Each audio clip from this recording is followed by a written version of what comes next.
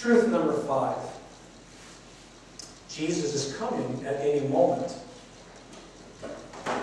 Try to get your arms wrapped around that. He's coming. And when He comes, and this verse is talking about the judgment of believers, which we know from 1 and 2 Corinthians is the bema seat of Christ, where he judges believers according to what they did in the flesh after they were saved.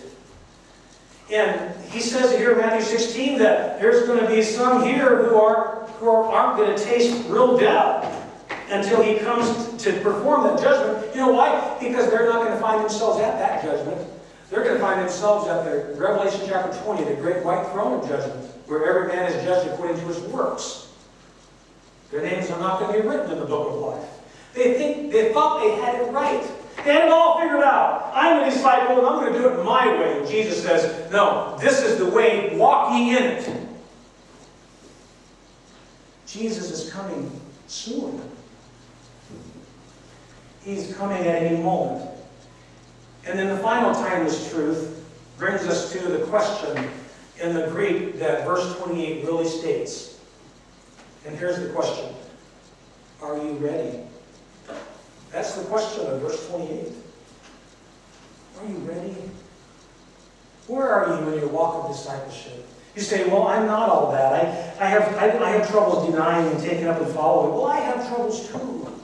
But my heart's desire is that God teach me how to be a disciple who honors you. My desire is to deny my desires of my flesh and put them to death. Show me how to do that. Lord, my desire is to take up my cross and walk the road of suffering that you have for me.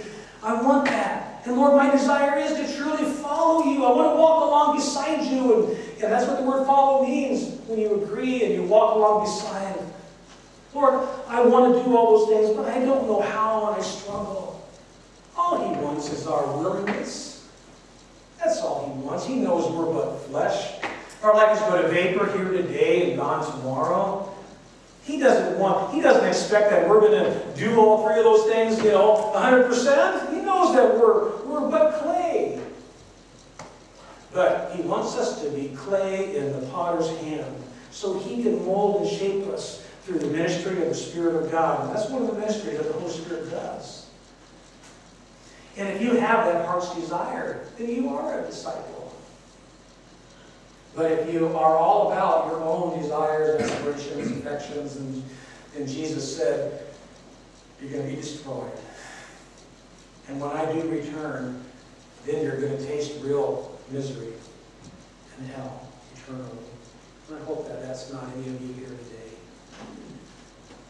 Joanne, would you come up, and I want you to turn in your hymn books to our invitation hymn. Number 376. I have decided to follow Jesus. And remember, it is a conscious decision that we make. We make a conscious decision not to, or we make a conscious decision to do this. Maybe some of you need to make a decision today and ask God's forgiveness for trying to follow your own ways, your own paths. Maybe you need to say, God, I make a decision today before you. I want you to teach me how to be this kind of a disciple. I want to follow you. I want to be a follower of you. Let's stand and let's sing. I decided to follow you. If God is speaking to you and meeting with you, you can talk to Him right where you are. If you want to come forward and pray with me, I'd be glad to do that.